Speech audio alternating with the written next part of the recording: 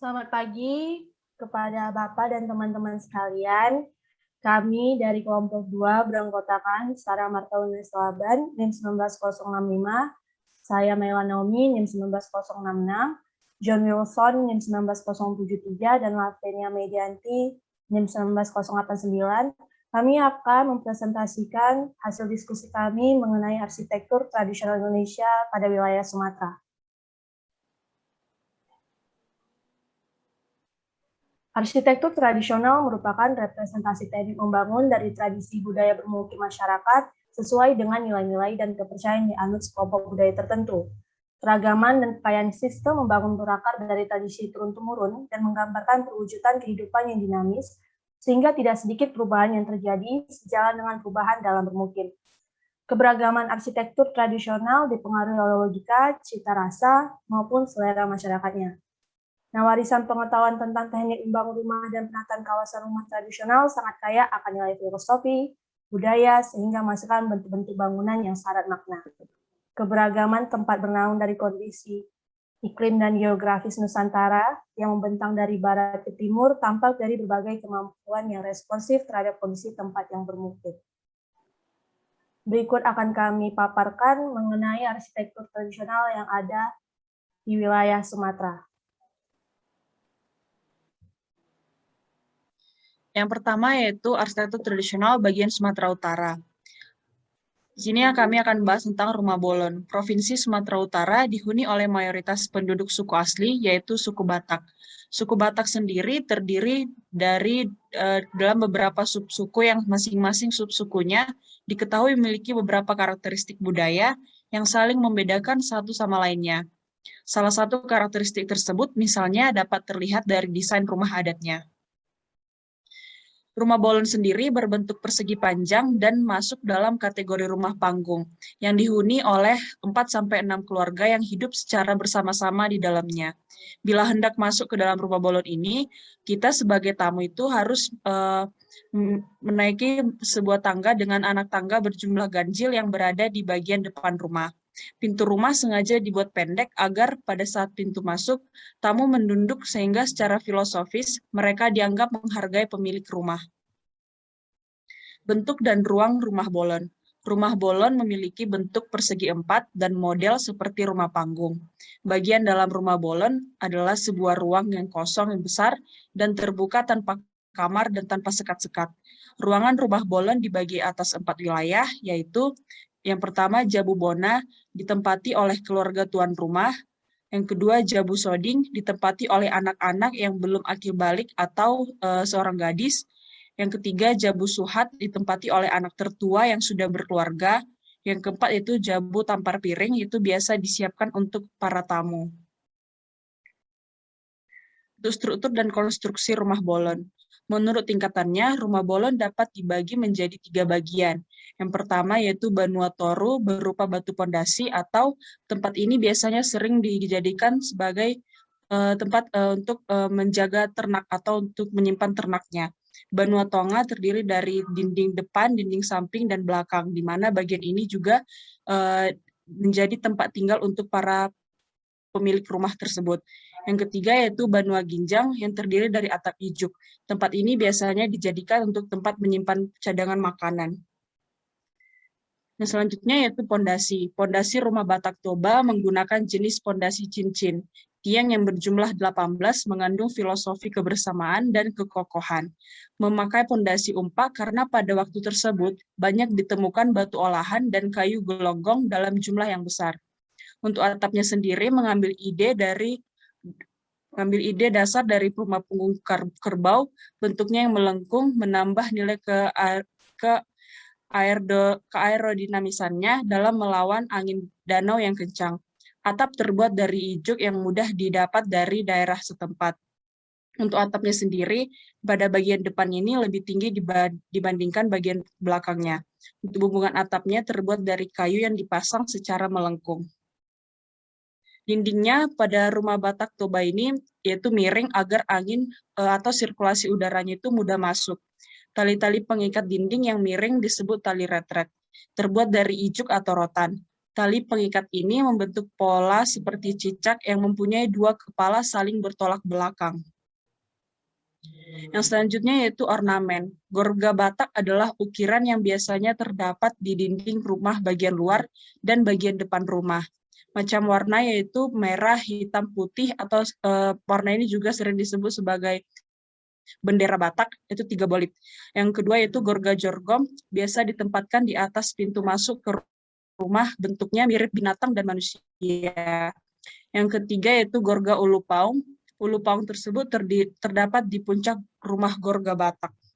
Yang selanjutnya akan dilanjutkan oleh teman saya.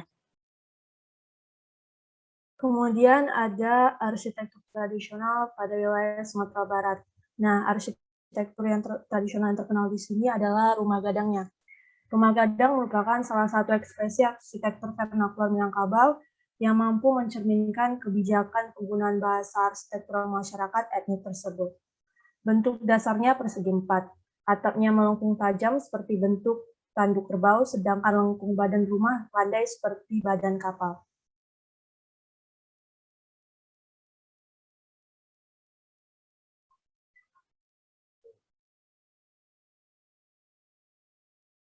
Bentuk dan peruangan rumah gadang. Secara keseluruhan, rumah gadang mempunyai denah yang sederhana dengan bentuk dasar persegi panjang.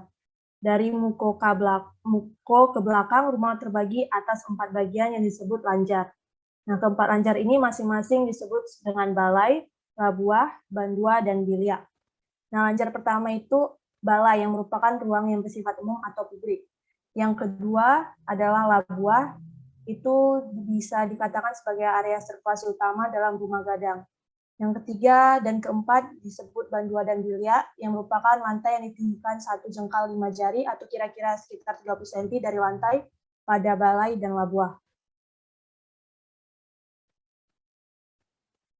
Kemudian bentuk atap rumah gadang yang gonjong.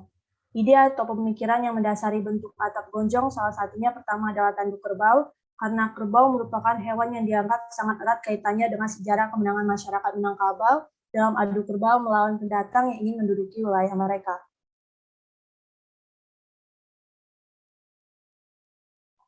Kemudian ornamen-ornamen yang ada pada rumah gadang, pertama kaluak paku atau gulungan pucuk pakis muda.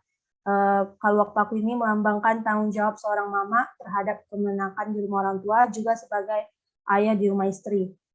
Yang kedua, singo mandongka jo takwa kacang goreng atau daun kacang goreng. Ukiran ini menggambarkan bahwa segala sesuatu yang terdapat di alam memiliki tanda-tanda yang menunjukkan keadaan alam itu sendiri. Yang ketiga ada sirih gadang atau daun sirih. Ini menggambarkan konsep-konsep dalam sistem sosial orang Minangkabau. Selanjutnya akan dilanjutkan oleh teman saya.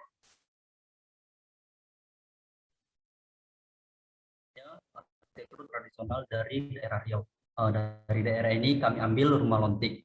Rumah lontik menjadi tempat tinggal bagi masyarakat suku bangsa Melayu di Limpopo, Kabupaten Kampar, Provinsi Riau. Nama lontik diberikan menurut bentuk perabung atapnya yang lentik ke atas serta melambangkan jika kehidupan awal serta akhir manusia berasal dari dan berakhir kepada Tuhan Yang Maha Esa. Keunikan utama dari rumah lontik terletak pada jumlah anak tangganya yang selalu ganjil. Selain disebut rumah lontik, rumah adat Riau ini juga sering disebut rumah lancang atau rumah pencalang. Bentuk dan peruangan dari rumah lontik terdiri atas susunan ruangan pada rumah lontik yang berjumlah 3, sesuai dengan ungkapan Alam Nantigo, tata pergaulan dalam kehidupan masyarakat. Yang pertama, pergaulan antara sesama warga kampung atau alam berkawan terbatas pada tegur sapa dilambangkan dalam ruangan muka. Yang kedua, pergaulan antara kaum kerabat dan keluarga alam mesana dilambangkan dengan ruang tengah. Lalu yang ketiga, kehidupan pribadi dan rumah tangga atau alam semalu dilambangkan dengan ruang belakang. Fungsi-fungsi dari ruang pada rumah lontik yang pertama yaitu ujung bawah digunakan sebagai tempat bersembayang. Kemudian ada pangkal rumah yang berfungsi untuk tempat duduk nenek mama pemilik rumah. Lalu ada rumah induk ujung tengah digunakan sebagai tempat tidur pemilik rumah. Kemudian ada poserek digunakan untuk tempat tidur maupun tempat berkumpul orang tua perempuan, keluarga perempuan, dan anak-anak. Dan terakhir ada ruang belakang atau pedapuan digunakan untuk memasak tempat makan keluarga. bisa kita lihat gambarnya tadi di samping. Kemudian tangganya terbuat dari atas 5 tingkat. Jumlah ini ada kaitannya dengan ajaran Islam, yakni rukun Islam 5. Kemudian dinding rumah lontik ini berbentuk khusus, yaitu sebelah luar seluruhnya miring keluar, sedangkan dinding dalam tegak lurus. Bisa kita lihat gambarnya di samping. Kemudian ornamennya. Pada anak tangga diberi ukiran ombak-ombak atau lebah, bergantung yang mengandung makna harapan dan kegigihan dalam berusaha. Pada dinding diberi ukiran yang disebut gondoari. Ukiran ini melambangkan kehidupan dan kesuburan. Pada kedua ujung atap diberi hiasan ukiran yang disebut sulobayung, berbentuk melengkung ke atas menyerupai tanduk kerbau, taji atau bulan sabit. Ukiran ini mengandung makna bulan yang memberi penerangan kepada seisi rumah. Di atas jendela diberi ukiran terawang bungos kaki atau kelup paku, melambangkan harapan dan kesuburan. Kemudian dilanjutkan oleh teman saya. Selanjutnya ada arsitektur tradisional dari wilayah Sumatera Selatan. Rumah adat yang ada di Sumatera Selatan ini disebut rumah limas, yaitu khususnya di daerah Palembang. Bangunan dengan arsitektur tradisional yang paling dikenal itu rumah adat limas atau rumah bari. Dikatakan rumah limas karena bentuk atapnya yang menyerupai piramida terpenggal. Bisa dilihat dari samping, rumah ini terdiri dari 3 bagian, yaitu depan, tengah, dan belakang. Rumah adat Provinsi Sumatera Selatan ini punya pagar di bagian berandanya. Pagar yang menjulang tinggi dan mengelilingi keseluruhan bagian beranda ini mengandung nilai filosofis jika anak perempuan ataupun gadis Palembang haruslah terjaga dari kehidupan lingkungan luar. Hal ini juga menyimbolkan bahwa mereka harus mempunyai pelindung untuk menjaga harkat dan juga harga dirinya di lingkungan. Lantai pada rumah adat Palembang ini punya tingkatan yang berundak atau dapat disebut kekijing. Setidaknya ada 3 buah tingkatan di bagian depan rumah yang umumnya digunakan untuk menggelar acara adat. Rumah limas ini dibangun dengan menghadap ke arah timur dan barat karena suku Palembang menganut sebuah filsafat, yaitu Matoari Edop dan Matoari Mati, yang artinya adalah matahari terbit dan matahari terbenam. Jadi artinya masyarakat Palembang harus secara proporsional dalam mengingat bahwa kehidupan dunia ini hanya sementara. Rumah tradisional limas mengandung nilai budaya dan historis. Hal ini dapat dilihat dari bentuk arsitektur dan ragam hias yang erat kaitannya dengan sistem kepercayaan, keperluan sosial, lingkungan, dan cara hidup masyarakatnya. Jadi kesimpulan yang dapat kami ambil dari diskusi tentang arsitektur tradisional Sumatera ini, yaitu arsitektur merupakan bagian budaya yang ada di masyarakat yang dapat dibentuk dari tiap-tiap unsur dan selalu terdiri dari sistem kebudayaan itu sendiri, yaitu konsep, pemikiran, dan aturan, adanya sikap perilaku dan tindakan yang mendukung sebagai suatu sistem sosial, serta dari kedua sistem tadi muncullah arsitektur sebagai wujud fisik yang bersifat artefaktual. Arsitektur yang muncul dari adanya pengaruh budaya dengan unsur-unsur dalamnya dapat muncul pola-pola perilaku yang dibentuk oleh karya arsitektur tersebut, sehingga sebaiknya arsitektur dibangun dengan semangat dan dasar budaya yang luhur untuk menciptakan perilaku yang luhur pula. Sekian dari kelompok kami tentang diskusi dari arsitektur tradisional Sumatera di bagian Sumatera. Terima kasih atas perhatiannya. Selamat pagi.